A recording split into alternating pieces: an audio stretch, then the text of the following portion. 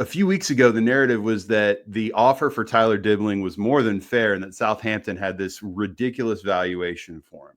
And I, in general, kind of agree with that sentiment, right? Like, and some of that is just because of the way that people like us don't have a sense of inflation at all. And we just see a figure and we're like, that sounds like a lot for that guy. You know, that seems like a lot. When in my day, we didn't pay that much, like 25 million. That's insane. Whereas now 25, 30 million is kind of becoming almost standard fare for a lot of average to above average Premier League players.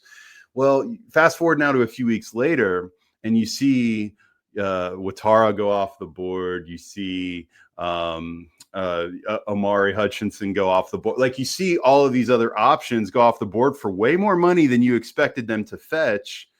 And I have to ask the question, is Southampton right in that, look, it's not about what we think is the value. The market is the market. If this is the going rate for these guys, it's the going rate for these guys. And what I worry about is that Everton had this sense that, well, we'll wait it out and the price will come down. And my fear is that this is, and Patty said this on Byline, that this is, I think, becoming more of a seller's market. And are the prices actually going up? Are Everton going to end up? And here's my question, Matt. I say this is, and you understand this is an NFL reference. The Cowboys are going to eventually pay Micah Parsons the money that the top of the market money, but all they've done is just waste all this time and allowing him not to get prepared and him just being disgruntled at the team. If we eventually signed like Tyler Dibling, for instance, at top of the market money, when we could have just done it, and again, I don't know that, but just say if we could have done it a few weeks ago or done more of these deals a few weeks ago, that we're going to end up paying about the same, if not an inflated price for as we get close to the deadline, then to me, that is not about an unwillingness to spend money. It's about outsmarting yourself and a lack of execution on the transfer front and not reading the market appropriately. The problem people have is not this idea that Everton can eventually get things done before the window closes. The problem they have is that they're not in a better position to start the season better. How many Augusts are we going to go without winning a game to show once again that going into the season with this mentality, it just ends up sacrificing early points that are just as important as points in March or in April or in May. So that's where I'm at. Yeah, I find this idea of how they want to be perceived and what kind of message they want to send out to the market really interesting. Like, I'm not entirely sure which side I fall down on it, because like in the one sense, like, say if Everton was to go out and pay 50 million for Tyler Dibling today, and they got him in and he was available for Sunday, and we had a right winger in the team Sunday, like obviously that would help us a lot immediately, and we'd all be very excited because we've got a really good young player. Like, and I get all that, and people wouldn't be thinking about the fee necessarily. But if Everton were to hold the nerve, say, on this, and then later down the line, say, towards the transfer deadline, Southampton come back and go, all right, deadline's coming up, let's get this deal done. They get him for, say, 45 million. So it's a bit of, like, it doesn't sound much, 5 million difference. Yeah, could mean a lot for PSR, in fairness. I get it. Yeah, it could, yeah. But I'm just thinking as well, like, what will that mean for the next window and the next window when clubs are doing business with Everton? Like, we'll say in scenario one, where Everton just sort of caved and paid the money that was asked of them, are clubs going to dig their heels in a little bit more with Everton because they know that eventually they'll cave because they've got, a history of doing so? Or will they say, well, we might, we want to get this deal done, which will benefit the selling club as well, don't forget. Maybe they think, well, these stood strong last summer on this. They didn't bend to the market. They stuck to the valuation and dragged it out. So maybe we can come down a little bit more, because there are certain clubs in this market who will stick to their price tag, and teams will do a deal with. Like, Liverpool have probably been the best buyers and sellers, haven't they, in the league, really, in the last couple of years. The exact situations are a little bit different, obviously, at the moment, but they tend to get interest comes out by them wanting the player, and they'll get a deal done very quickly because probably the teams they're dealing with know that they are serious in the market. And when they sell players, they get good money for them because that's the way it's always been. Like, that's the way they've always done their business. So I'm just thinking, like, I'm trying to think, like, beyond this win. Like, listen, like, right now the squad is not fit for purpose, and they need to get players in, obviously. But I'm just trying to throw it like further forward and what like digging the heels in now and sticking to the principles now. Will that help them 6 months down the line when they're chasing a player, or will that help them a year down the line when chasing a player? If you get what I mean, and Yeah. like it's not going to happen. Everton aren't going to get a reputation overnight for being smart, savvy operators who are really good sellers and really good buys in the transfer markets, which we all ultimately want them to get. But like that process has kind of got to start somewhere, hasn't it? If you get what I mean. It does. I think where I struggle is to try to compare, like if you're saying we have to become, quote, one of those clubs in the market that is known for not caving and holding out for the best deal. Like, so I wouldn't say we have to become one of them, but we need to be a bit more serious, don't we? I think. yeah. That's you know, they need to improve their reputation, I think, in that regard. I mean, some of the reputation automatically gets reset just because there's completely different people in charge. There's a new owner who already owns another side. Who's, let's be real. I mean, a lot of ways I imagine people approach Everton, at least initially right now, with the idea that, well, if you've dealt with Roma, you pretty much kind of understand some of the dynamics you're dealing with here are going to maybe be the same. And then I think a lot of reputation, to your point, probably gets developed with each deal. I appreciate all those things. I don't know how to compare us to other sides that are getting things done because, you know, some of them, like you can name Liverpool, but I would even go down for like go to like to Forest or to Spurs or whatever, you know, like Spurs were not, you know, they were closer to us in the table last season, but they have European football on offer. So you get a little bit more of that force from the player side to push for a move. Whereas I think that the idea right now of us acting tougher negotiations on some of these things makes sense. But I think my question would be, or the distinction, I'm sorry, that I would make is that I don't know that we're the kind of club that right now, without European football, and Moyes has talked about that this has been something that's made it a little harder to recruit this time around. I don't know that you're getting players pushing to come to us in the manner that some of these others in the market do. So I think that part of the frustration people have, for instance, with the Tyler Dibling thing, Matt, is just that the player clearly wants to come to Everton. He's pushed for a move to Everton, you know, short of a transfer request. I don't know. I think you are right. And I think that I would love for Everton to both be more serious, solidify their reputation in the market, and yet they're going to still, like, the reputation you get in the market also somewhat depends on actually getting these deals done, right? And so there has to be some execution. I said this yesterday, like I said this after the match on Monday, like we are serious in the market. We are not going to get taken advantage of. Like that, those sentiments cannot play right wing for you. They cannot play right back for you. So then to your point, I think you and Patty talked about this to a degree. At what point do you get so far down your list of options that you're like, I don't even know if I want to spend this money? Like, is this just throwing good money after a diminished version of the idea I originally had? That's the balancing act. And all these things we're talking about, Matt, and this is to, actually go to bat for the club a little bit.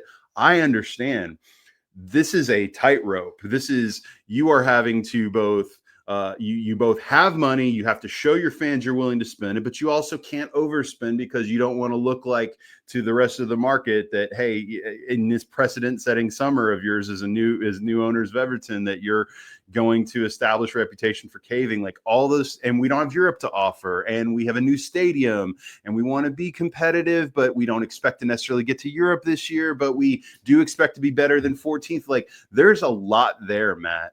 We have a squad to fill. We have positions.